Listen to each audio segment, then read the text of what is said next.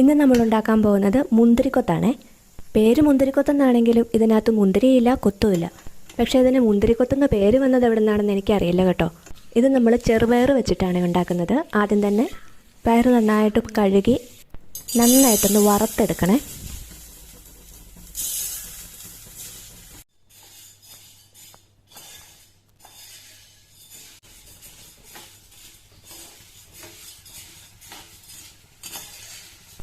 ഇങ്ങനെ വറുത്തെടുക്കുന്ന പയർ നമ്മൾ മിക്സിക്കകത്തിട്ട് നന്നായിട്ടൊന്ന് പൊടിച്ചെടുക്കണം.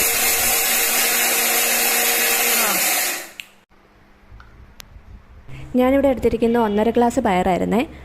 അപ്പോൾ അതിനൊരു അരമുറി തേങ്ങ ചിരണ്ടിയത് നമ്മൾ ഇങ്ങനെ പാനിലിട്ടൊന്ന് ചൂടാക്കി എടുക്കണേ.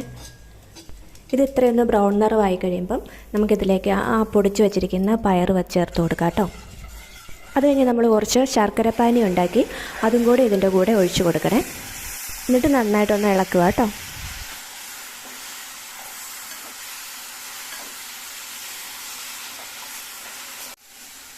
ഞാൻ ഏലക്ക പൊടിച്ചത് ചേർക്കാൻ മറന്നായിരുന്നു, അതും കൂടെ ഈ കൂടെ ചേർക്കേണ്ടതാണ്. ഏലക്ക പൊടിച്ചതും കൂടെ ചേർത്ത് ഞാനിപ്പോഴത് ചേർക്കുന്നത്. അതുകൂടെ ചേർത്തിട്ട് വേണം നമ്മളിത് ഇളക്കാൻ.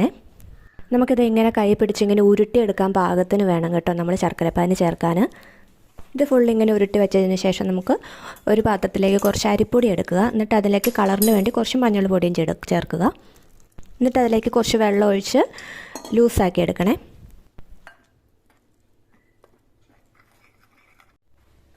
ഇനി നമുക്ക് നമ്മുടെ ബോളാക്കി വെച്ചിരിക്കുന്ന പയർ ഇതിലേക്ക് മുക്കി തിളച്ച എണ്ണയിലേക്ക് ഇട്ട് വറുത്തെടുക്കാം കേട്ടോ.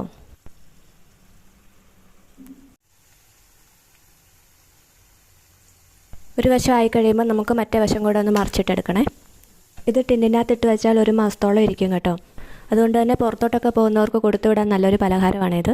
അപ്പോൾ പുതിയൊരു വീഡിയോയുമായി ഞാൻ ഉടനെ എത്താം. എല്ലാവരും സബ്സ്ക്രൈബ് ചെയ്യുക, സപ്പോർട്ട് ചെയ്യുക.